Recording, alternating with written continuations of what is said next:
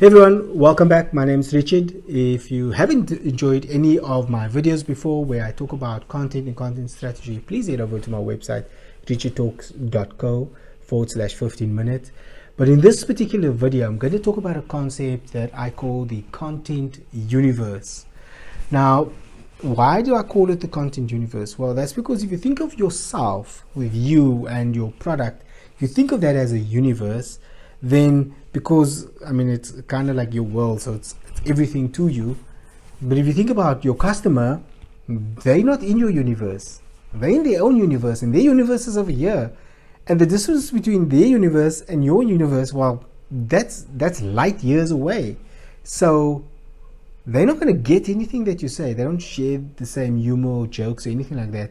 If you're just talking about your product and service, it's probably not going to be funny unless you're selling comedy tickets. But they're so far away. What you want to do is you want to think about your content as messages that go out to all the universes. What is that called? The univi. So it goes out to everyone, and it kind of sends this message of, come and visit my universe. Here's what's happening in my universe, in my world.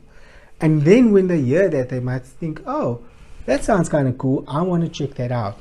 But the last thing that they want to do is come and check out your universe simply because of a product or service you all feel like we've been sold to too much.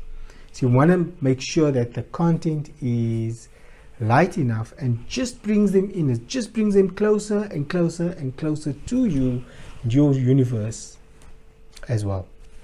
The hard facts is that in the beginning, your content is actually not a sales tool.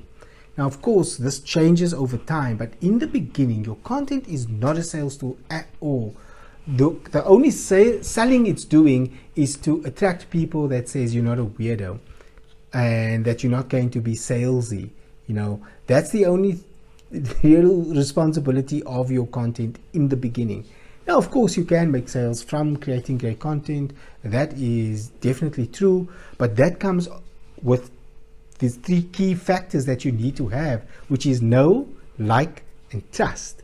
If your customers know, like, and trust you, they'll buy from you. But if they don't know you, they're not going to join your network. They're not going to follow you, and they're not going to connect with you. So you have to create that. And even if you are on social media platforms like LinkedIn, where you're connecting with people, doesn't require sort of any rapport building beforehand. You can simply connect with them. You still want to be able to respect that person and their time and eyeballs on your content by making sure that you're thinking about them first and not just about your product. I want to make sure you think about your content like the universe. If the customers are light years away, how do you get them? What messages do you want to send out that's going to attract them into your world? And again, it's not your product. Your product is a billboard on the social media highway. My name is Richard, and I hope you've enjoyed this. If you have any questions, please make sure to leave them in the comments and I'll be sure to reply to you. If you haven't downloaded my 15-minute content planner, I invite you to head over to my website. It's richardtalks.co/15 minutes, and you'll get this guide for free, lots of resources that comes with it, and also my weekly content planner guide.